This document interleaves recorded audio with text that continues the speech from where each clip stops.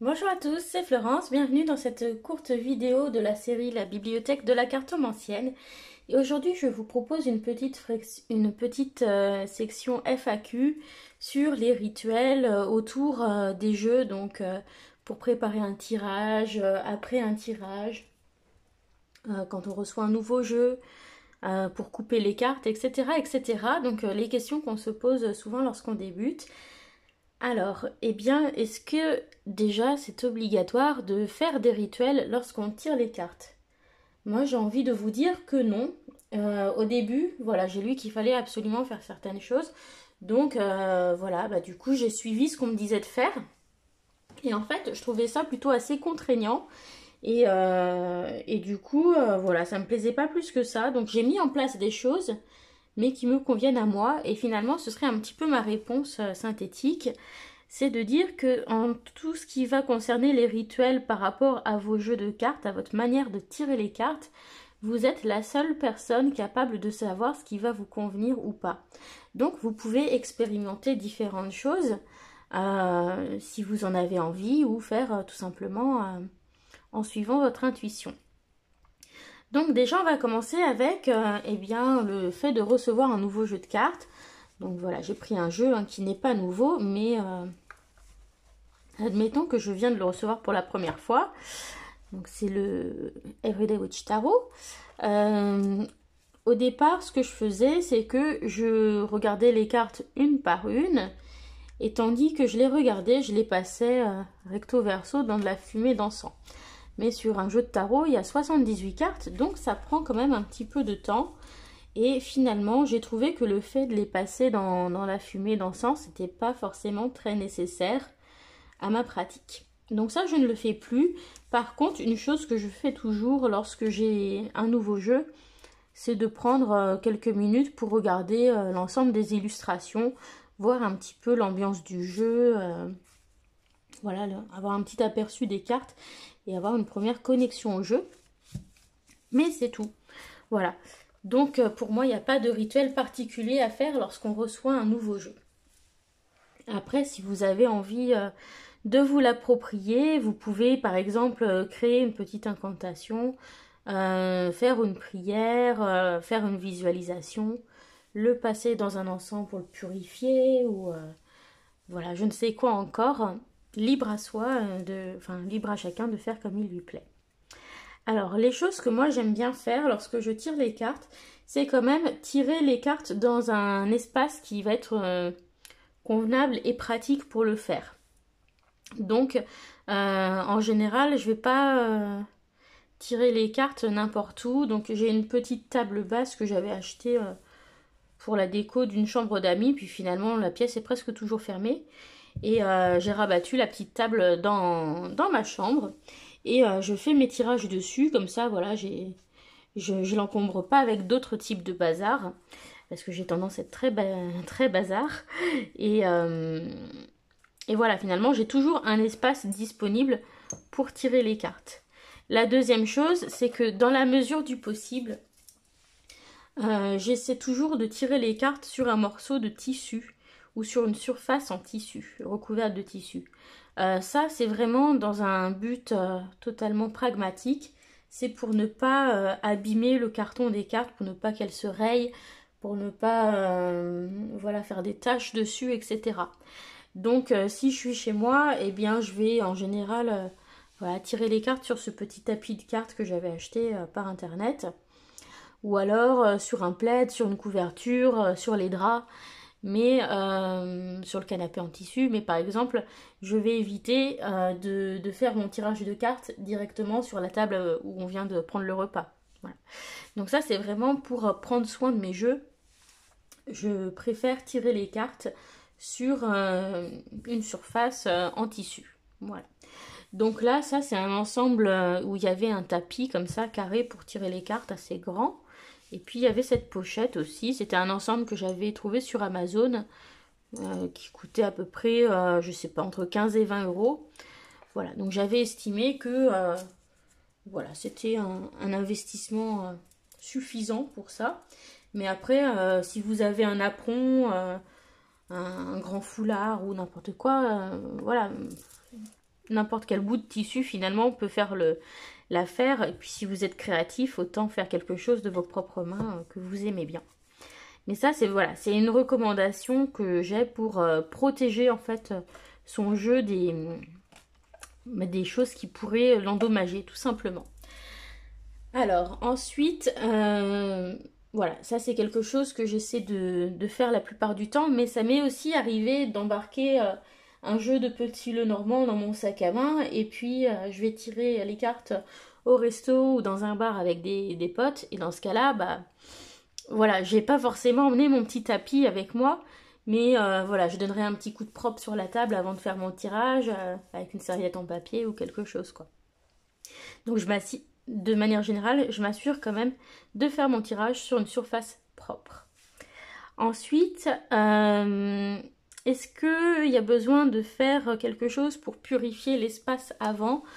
Non, pour moi non, parce que je considère pas que voilà, je vais attirer des choses malveillantes à moi, etc. en tirant les cartes. Pour moi, tirer les cartes, c'est entrer en dialogue avec une part de soi et chercher des réponses tout simplement. Donc voilà, puis c'est des morceaux de carton imprimés, donc en soi ce ne sont pas des objets maléfiques. Donc je ne vois pas la nécessité absolue d'effectuer une purification quelle qu'elle soit avant, mais si vous en ressentez le besoin, si vous en avez envie, si c'est quelque chose qui vous plaît, n'hésitez pas. Alors, ce que j'aime bien faire personnellement, avant de tirer les cartes, déjà, c'est réfléchir à quel jeu je vais utiliser. Voilà, prendre un jeu qui correspond un petit peu à mon humeur de la journée ou à ce dont j'ai besoin, ce que j'ai envie de travailler. Donc ça va être la première chose. Donc, choisir soigneusement son jeu. Alors, si vous en avez qu'un, c'est plus rapide, forcément. Et puis, ensuite, en général, j'aime bien choisir 2-3 objets pour m'accompagner. C'est simplement le fait, en fait, de faire ces actions. Ça me pose et je me dis, voilà, je vais faire un tirage et je suis focalisée sur ce que je vais faire. Mais ça n'a aucune valeur spirituelle, purificatrice particulière à mes yeux. Voilà. Donc, ce que j'aime bien faire, moi, c'est choisir quelques cristaux. Alors là, voilà, il y en a plein sur ma petite table. Mais si vous suivez ma chaîne depuis longtemps, vous savez que j'adore les cristaux. J'ai une collection qui commence à être plutôt sympa. Et du coup, j'aime bien choisir un cristal ou plusieurs cristaux comme ça. Juste pour avoir en fait un endroit calme, agréable, plaisant quand je vais faire mon tirage. Mais c'est purement pour la satisfaction de mes yeux que je fais ça. Et puis voilà. Ensuite, une chose que je fais parfois, mais voilà, c'est pas nécessaire non plus, c'est pas obligatoire, c'est parfois je fais teinter un bol chantant. Donc voilà, j'ai ce petit là que vous avez entendu, qui est un bol chantant relié au troisième œil et au chakra couronne. Donc voilà, je trouve que c'est plutôt intéressant du coup par rapport à l'activité de tirer les cartes, puisque ça va activer ces chakras là. Mais là aussi, c'est pas quelque chose de nécessaire. Voilà, c'est plutôt parce que j'aime bien. Et je trouve que les bols chantants sont des objets qui apportent vraiment rapidement de la relaxation et du calme. Donc voilà, ça aussi c'est pour mon agrément, mais ça n'a rien de particulièrement utile. Parfois j'allume une petite bougie, donc en général je vais choisir une bougie taille photophore comme ça. Ça peut être une comme ça peut être une bougie parfumée aussi, parce que voilà, pour créer une atmosphère cosy. Parfois je vais brûler également des encens. Donc par exemple du Palo Santo. Donc celui-ci, bon, ça dure une éternité, un bout comme ça, hein, parce qu'il est gros en plus. Ou alors dans mes encens préférés, voilà, pour ce genre de choses, j'aime bien l'encens Spiritual Yoga de la marque Green Tree. J'aime bien aussi celui qui s'appelle Divine Eye de la même marque. Ou le California White Sage, donc à la sauge blanche. Donc tout ça c'est la marque Green Tree, je les aime bien, ils sentent bon. Ils sont assez doux. Et sinon, un de mes encens chouchous, vraiment, c'est Voilà, celui-ci, de la marque M. Donc Loban en anglais, c'est l'Oliban en français.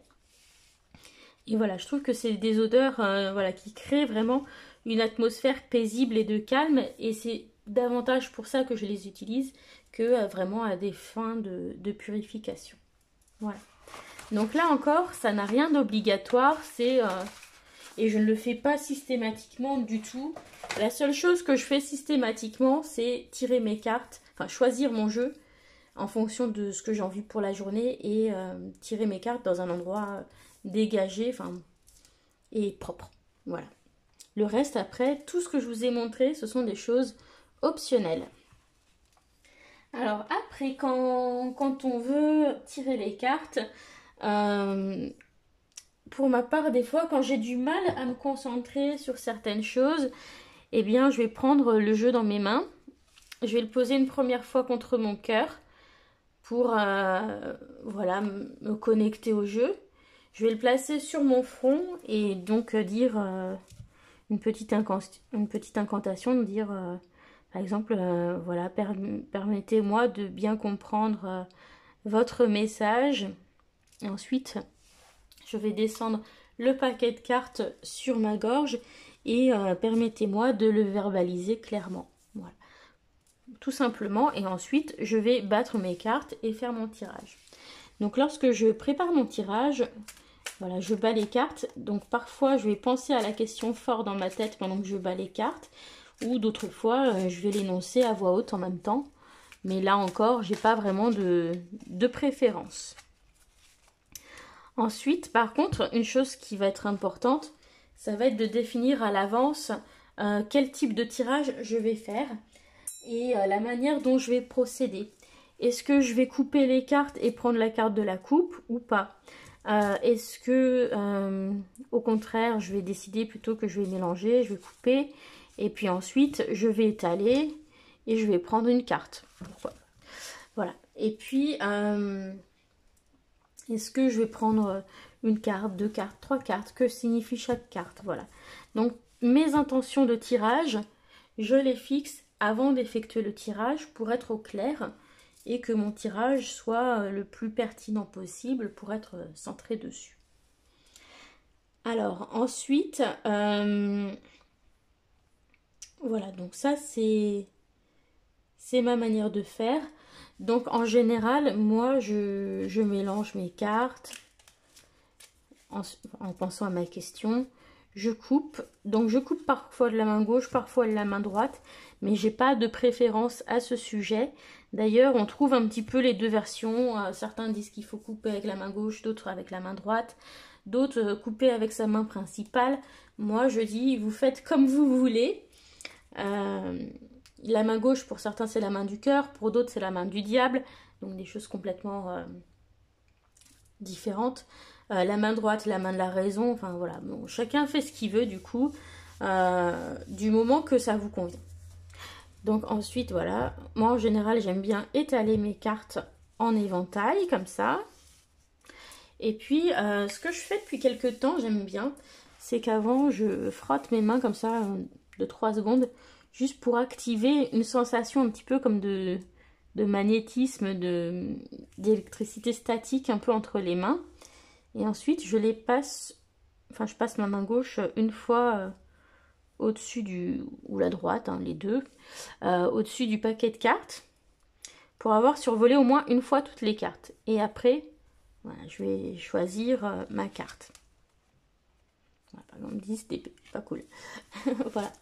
Donc là, il n'y avait pas d'intention. Donc, voilà. En tout cas, c'est ma manière de faire. Là aussi, chacun est libre de faire comme il le souhaite. Et le principal, c'est de faire d'une manière qui ne soit pas contraignante pour vous, qui soit plaisante, tout simplement. Pour moi, ça doit rester un petit moment à soi. Et donc, voilà, faire comme vous le sentez, comme vous en avez envie. Pour moi, ça reste le rituel le plus important. Alors, ensuite, quand j'ai terminé, généralement, je fais rien de spécial. Je vais juste remettre les cartes dans leur emballage et les remettre dans leur armoire. Voilà. Enfin, dans leur étagère. Alors parfois il est vrai qu'il m'arrive d'avoir des jeux qui ne répondent plus trop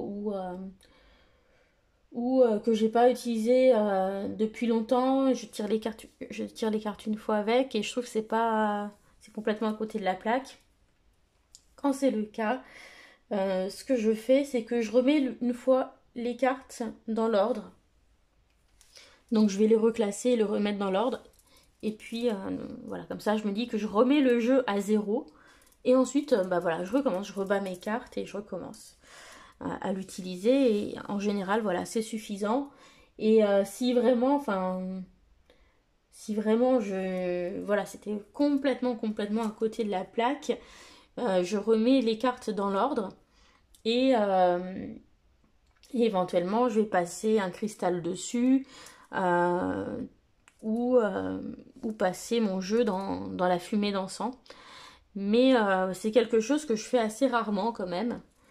Et voilà, j'ai vu pas mal de livres d'accompagnement dans lesquels on recommande de reclasser toutes les cartes dans l'ordre à la fin d'un tirage. Personnellement, moi je trouve ça trop contraignant, donc je le fais pas. Et je le fais vraiment quand je sens que le jeu est désorienté ou que j'arrive plus à lire avec. Mais sinon, je le fais pas et ça me convient très bien comme ça. Donc voilà. Donc bah, j'espère que ça a pu répondre un petit peu aux questions que peuvent se poser les débutants par rapport à la manière de tirer les cartes. Donc voilà, je vous dirais pour moi ce qui est vraiment important, c'est de trouver un moment où ça vous convient, où vous êtes disposé à le faire, de trouver un endroit propre et adapté pour ne pas endommager votre jeu.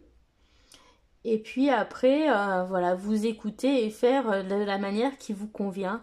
Donc, soit on peut tirer les cartes très simplement, directement on mélange et puis on prend la carte qu'on veut, voilà. Ou alors, si vous avez besoin de vous créer un espace agréable, vous pouvez utiliser des petites bougies, etc., mettre de la musique. Voilà, chacun est libre de faire comme il veut. Et le plus important, c'est de trouver ce qui vous convient à vous. Voilà. Donc, du coup, vous avez vu, pour ma part, c'est en général, voilà, un endroit propre. Choisir mon jeu, choisir quel tirage j'ai l'intention de faire. Ça, c'est important pour moi. Bien le définir à l'avance. Éventuellement, décorer l'espace avec quelques cristaux, une petite bougie ou quelque chose. Et puis ensuite, voilà, battre mes cartes en pensant bien à ma question, frotter un petit peu mes mains pour voilà, faire monter un peu mon énergie en quelque sorte. Et puis ensuite, voilà, c'est tout. Je prends mes cartes, je fais mon interprétation. Quand j'ai fini, je range le tout et voilà. Donc j'espère que cette vidéo vous a plu. N'hésitez pas à partager votre opinion là-dessus. Il n'y a pas de bonne ou de mauvaise façon de faire selon moi. Et puis pour ceux qui voilà, ne savent pas trop quels rituels peuvent leur convenir, souvent il y a des petites choses qui sont marquées dans les livrets d'accompagnement, donc n'hésitez pas à tester et voir si c'est quelque chose qui vous plaît, qui vous convient, ou si vous préférez quelque chose de plus simple, de plus personnel, voilà. Donc je vous embrasse et je vous souhaite une bonne journée. Gros bisous, bye bye.